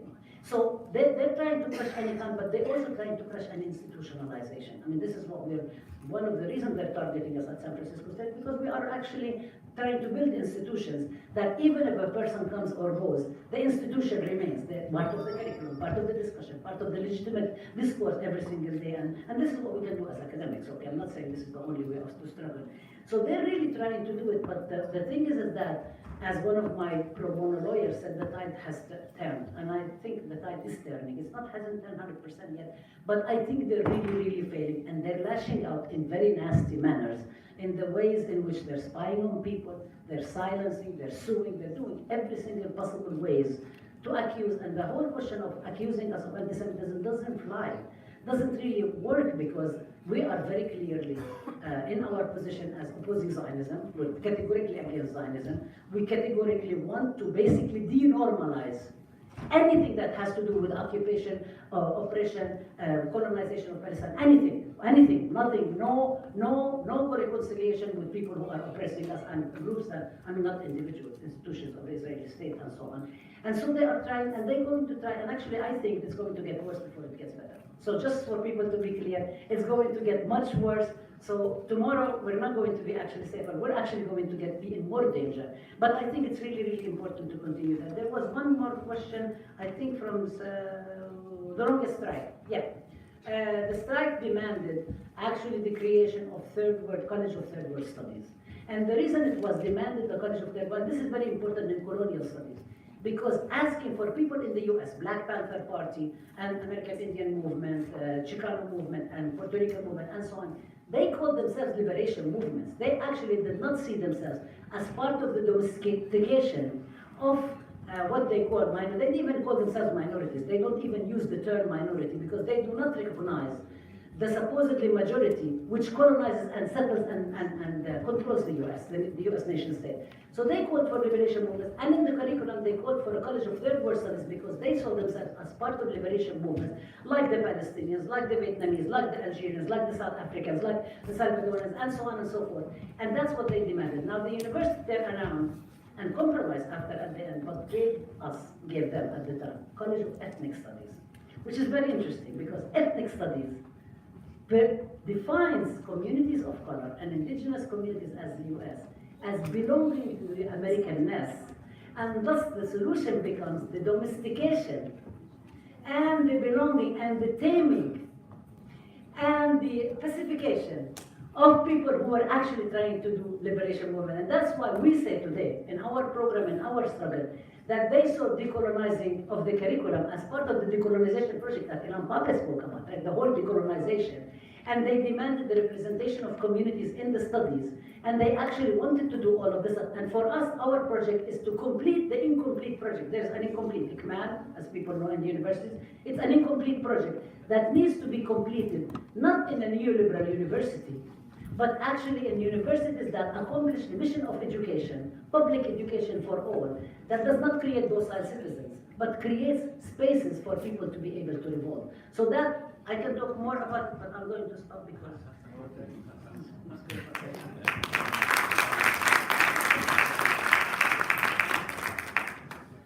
Thank you for your excellent comments and question. About the dictionary, I had three major questions, if I counted them correctly. One is about the how we change the dictionary, and if I can expand a little bit more on this. I think part of what you said about your struggle in UC and so on is, sorry, yeah, I'm going to get them into trouble. The struggle in the academia to introduce the new dictionary, as noted before, is not just using this language in your lectures or for your postgraduate students to use this language in their research, but is where do you locate Palestine within the map of knowledge production in the Western universities. For instance, in most American universities and Western universities, not only in Britain, the West as a whole, you cannot include Palestine in colonial studies. You cannot include Palestine in genocide studies. You can only include Palestine in departments of modern history, politics, or Middle Eastern studies, conflict resolution, exactly. So part of the struggle is to change the location of where do you study Palestine. Then there is a different kind of struggle for using this language in the mainstream media.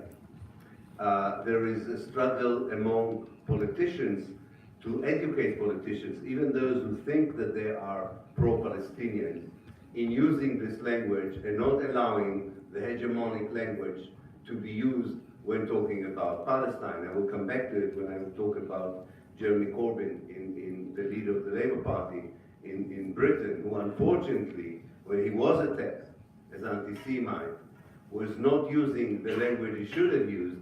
They would have defeated the whole campaign to delegitimize it. Because he's using the wrong language, the campaign is successful. And the same will happen to Palestinian or pro-Palestinian Americans who would appear in the Senate or wherever if they will continue, and they are doing it unfortunately, if they accept the discourse and try to protect their position within the hegemonic discourse. If you already made it to the powers, to the corridors of power, use the place to educate people with a new discourse. I will give you two examples of how it changes, and I think that's very important. Sometimes these anecdotes, I will be very brief with the anecdotes, to show you how it works. In 2009, I founded the first ever academic center for Palestine studies in the Western world. And the president of my university said, okay, and we're willing to allow you this, but you have to call it the Center for Israel and Palestine Studies. So I said to him, dear sir, he's an aristocrat, Sir Steve, do you mind if I give you a crash course in history in 2 minutes? I said, okay. He said, Israel is a state, Palestine is a country. The center will deal with the country's history from beginning to end. One of the chapter is Israel. Fortunately, unfortunately, we don't deny the fact that Israel is there, but it's 70 years in the history. You said 8,000, let's say 8,000 years. Okay, he accepted it, so and regretted it, but it's too late. The center is there. Then our postgraduate students did a conference in 2015 called Settler Colonialism in Palestine. Immediately, the pro-Zionist bodies in England decided to do their best to not to allow this conference from happening. And even the Prime Minister at the time, David Cameron, interfered in this. And he called this re-educated president of mine, who already had more than a crash course of Palestine by then. And he said to him, you should disallow this anti-Semitic conference on settler colonialism in Palestine. So he asked him, do you know what settler colonialism is? And he said, no. So he said, neither do I. So why don't you come to the University of Exeter and learn for yourself what it is? This is the kind of thing that you can do because part of the pressure that we are facing are out of ignorance. Not all of them are properly orchestrated by people who are against us. Quite a lot of it is ignorance, and we should be aware of it. By the way, there was a big threat of the demonstrations and so on. Nothing happened. The only people who were happy were the police in Exeter because nothing happened in Exeter, and they were very disappointed because nobody came to demonstrate.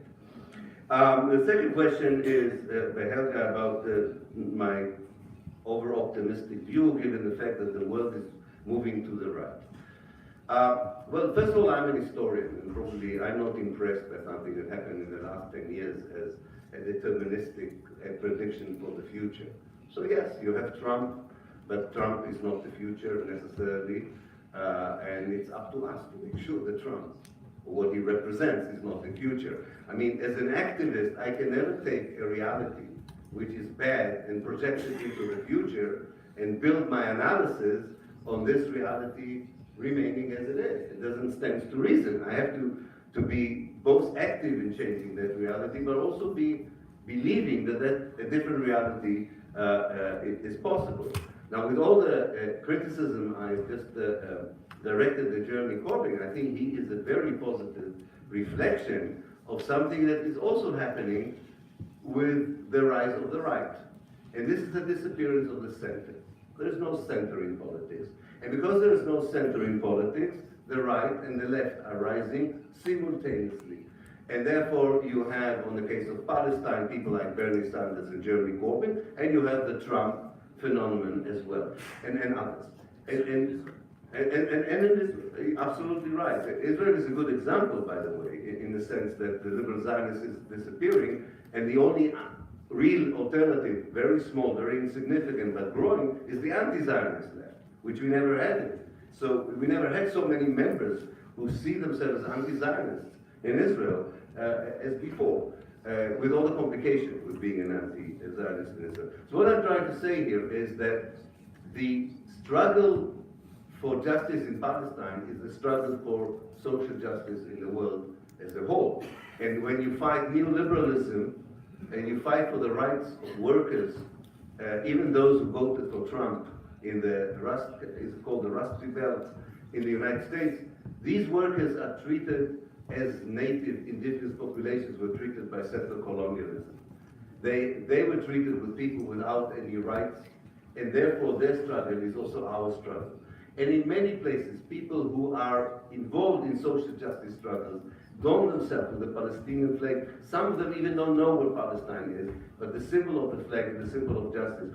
And therefore, I think that I have to be optimistic also of the chances of the younger generation in this world to build a more just society, not just in Palestine, but everywhere else. And I don't think the right-wing parties represent this hope and optimism. And therefore, if I'm optimistic about their demise, I might be optimistic also about the Zionist demise. And I think the two are connected, and again, the cyberspace enables us. Finally, there was a very good question in Arabic, and I hope I understood the question rightly, that Israel has already dismantled settlements. It dismantled the settlements in the Sinai, it dismantled the settlements in the Gaza Strip, so why am I not optimistic that they will dismantle the settlements in the West Bank? It's a fair question. It's a very good question. I think we need to understand there is a different perception, a consensus, ijma, consensus perception in Israel about the settlements in the West Bank that does not apply to the settlements, definitely not in the Sinai, but even not within the Gaza Strip. For most of the Zionist Jews in Israel, I forgot there was another question about America, I'll come back to that. For most of the Zionist Jews in Israel, the West Bank is part and parcel of Israel. And therefore, if you look at the nature of the settlements, many of them are urban sprawls. They are not small gated communities. They are like metropoles. And they are built with well built by the Labour Party in Israel as a permanent presence of Judaization of the West Bank. So I don't think there is any impulse in Israel to dismantle the West Bank settlements. Even the Zionist left have never talked about dismantling the settlements. They talk about big settlement blocks, if you remember. This was the offer in Oslo, the big settlement block. Now, these big settlements are very tentative. They are very small when they were presented to the world, and they're very big when they are presented to the Israeli public. Someone, you know, like leaders of the liberal Zionists, when they give you a map of the settlement block, I once compared it. They have one map for the world, where the settlement blocks look very different, very small. The whole map of the West Bank looks very small, you can hardly see it. But when they show it to the Israeli public, it's a huge map of the West Bank, and they're huge blocks. So this is a tactic. This is not an ideological position. Finally, the question about anti-Zionism, you started talking about it. I think that Israel has a real problem with the Jewish communities around the world. And this is connected to one of the processes that I identified, the demise of liberal Zionists. Liberal Zionists were the main healers for the Jewish communities around the world for finding the language by which to reconcile universal values the Jews believe in them around the world and the support for the racist state of Israel. They found the language. One of the language was all the violent abuses of human rights, the violation of civil rights are temporary. They will all disappear when the two-state solution will come. That's one thing that they solved them. So the liberal Zionists in America could say to themselves, okay, it's just a matter of time. Yes, these are not nice abuses, but they will secure, it's a security issue and they will disappear. This is not our values. The second one was, unfortunately, there's no one to talk to on the Palestinian side. Even yesterday, we heard someone asking, why isn't there a Palestinian Mandela? Once there will be a Palestinian Mandela, we could do that. Of course, as someone mentioned yesterday, Israel killed anyone they could talk to. And definitely, this is not the issue. The issue is that there is nothing in the Israeli side to hope for. And therefore, I think this squaring of the circle is not working anymore for the Zionists. And therefore, Israel, to my mind, relies now in the United States much more on Christian Zionists than it relies on Jewish communities. And I will finish by describing the biggest failure of the Israeli-Jewish connection in America, which if someone would have told me this would happen 10 years ago, I would ask them, what did they have for breakfast? Israel prepared a program called Discovery, which takes young American Jews to Israel with the hope that they will immigrate to Israel. And it turned out that in the early map of these journeys, they included the West Bank and Palestinian areas inside Israel. So quite a few of these young American Jews became activists in the BDS movement after Israel brought them to see Israel at first hand. So now the Israelis have changed the journey. They take these young American Jews from Ben Gurion Airport to Tel Aviv and quickly back to the airport and say to them, this is Israel, come back and you can stay here. This has totally failed. Israel has failed in its propaganda machine with the one community that thought would be its immunity in the future, the young American Jews. It's a total, I'm not saying this. I showed it in my book, The Idea of Israel. I found the documentation inside Israel. The Israelis themselves declared already in 2010, we have totally failed in convincing the next generation of American Jews to be the supporters of Israel. So we don't need only the purely anti-Zionist Jews in America. We can assume that in the future, if someone thinks that the American Jewish community is a factor that would enable Israel to maintain its policy of oppression and colonization, this is not going to work. Maybe other things would help it, but this particular factor, to my mind, is not part of the factors that would sustain Israel, and this is an important indication that you cannot hold your success on the basis of power alone, that you are losing your moral pillar, then the building can come. Thank you.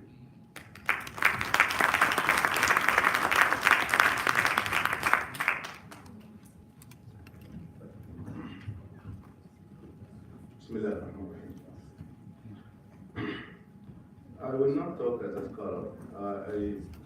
Part of what I do is strategies.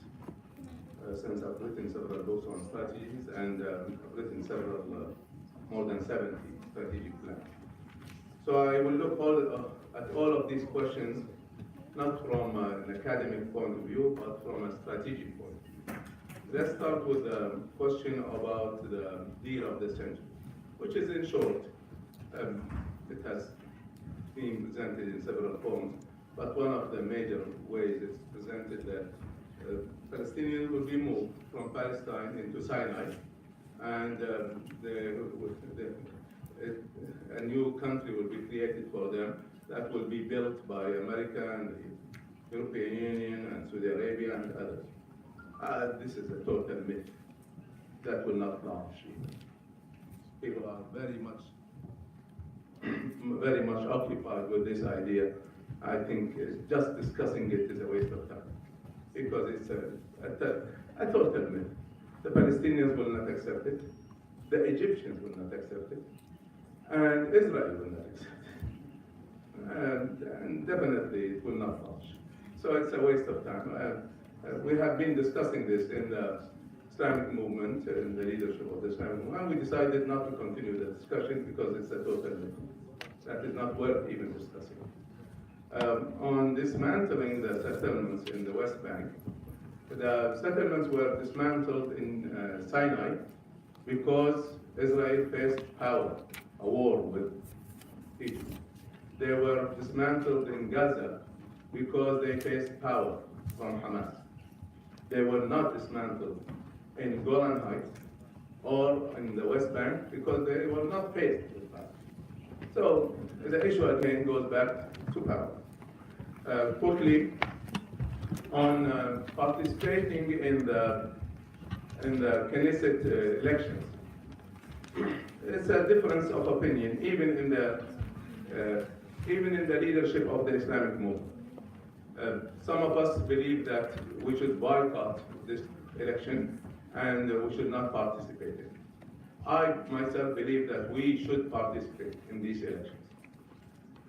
Neither boycotting it nor participating in it will liberate Palestine. Neither. So why should we participate? Boycotting any election in recent history is a waste of time, except in one condition, and that is all the parties in the opposition, all of them share in the boycott. In the case of the Palestinians, there is a division among the Palestinians whether they should participate or not. So boycotting will not work. Now, why should they participate? Although they cannot achieve any advantage, but certainly they can lessen the evil. So from that point of view, trying to make the evil less, that is why they should participate in the parliament. But again, it's a difference of opinion, and we differ, we respect each other. I don't insist on my point of view. Now, to the major question of the Islamic movement, it's not a propaganda like the Arab nationalism. If you look at almost any country in the Middle East and have free elections, you will find Islamists either in first place or second place. Anyway, and mostly in first place. There were 5 free elections done in Egypt, 5, after the 25th of January revolution.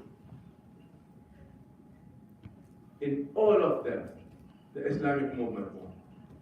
In the presidency, in the constitution, in the parliament, in every single election done in Egypt, when it was free elections, Islamists won. And you go on, look around. So it is not something that is a propaganda. It is real. How do we change regimes?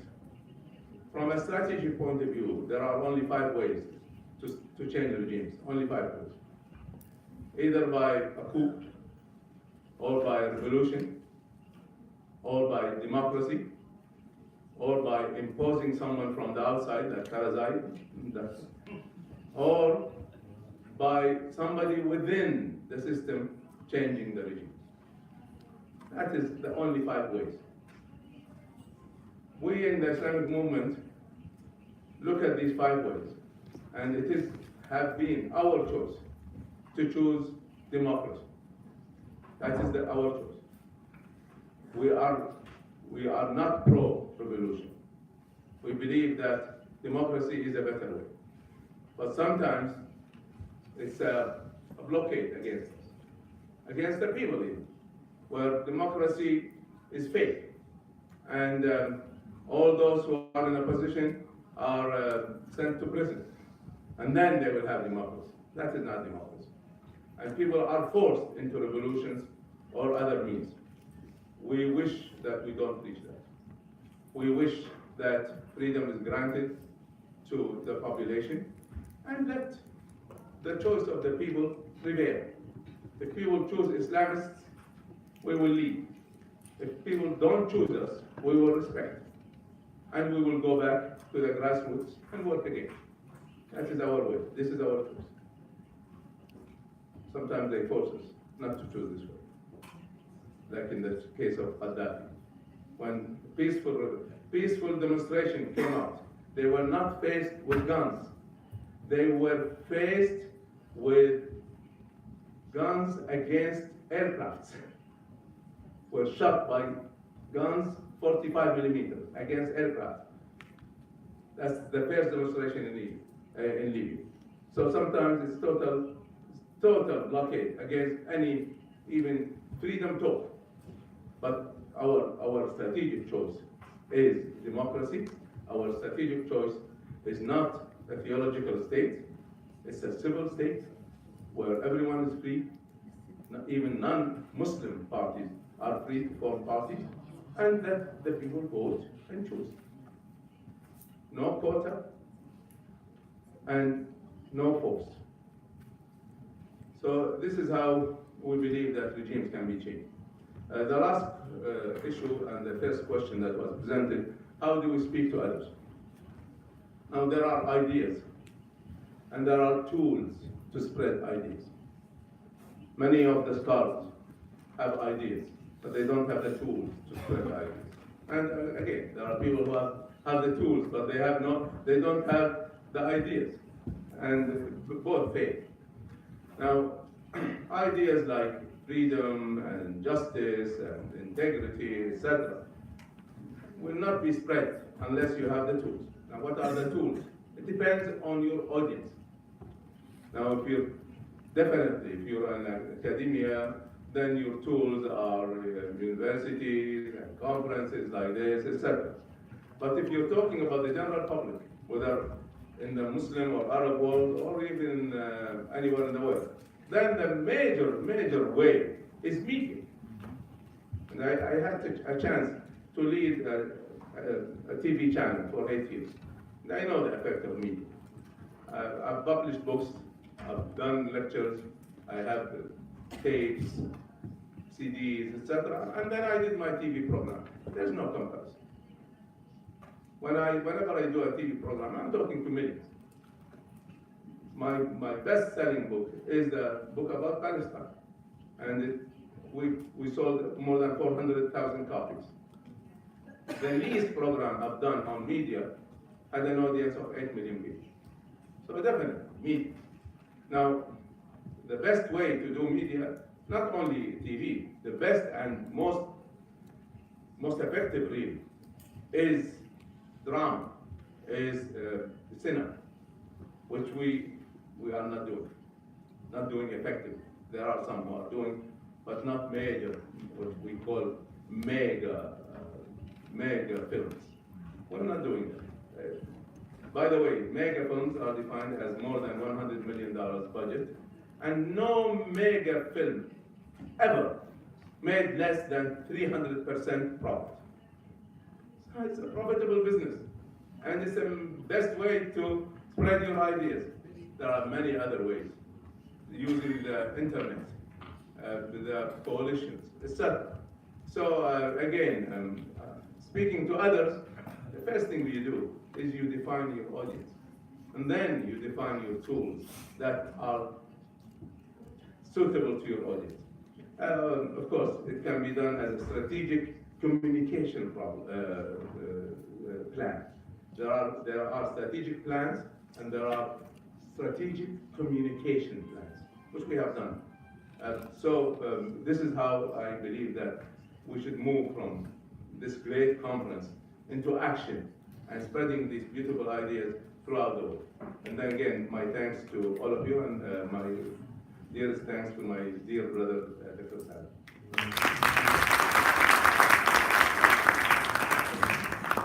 Thank you very much for our excellent panelists and for their excellent presentations. We really appreciate you being with us today. We're a bit over time, so I would move quickly to give some mementos before you leave, and then you get, instead of 30 minutes, we'll give you a 20-minute break.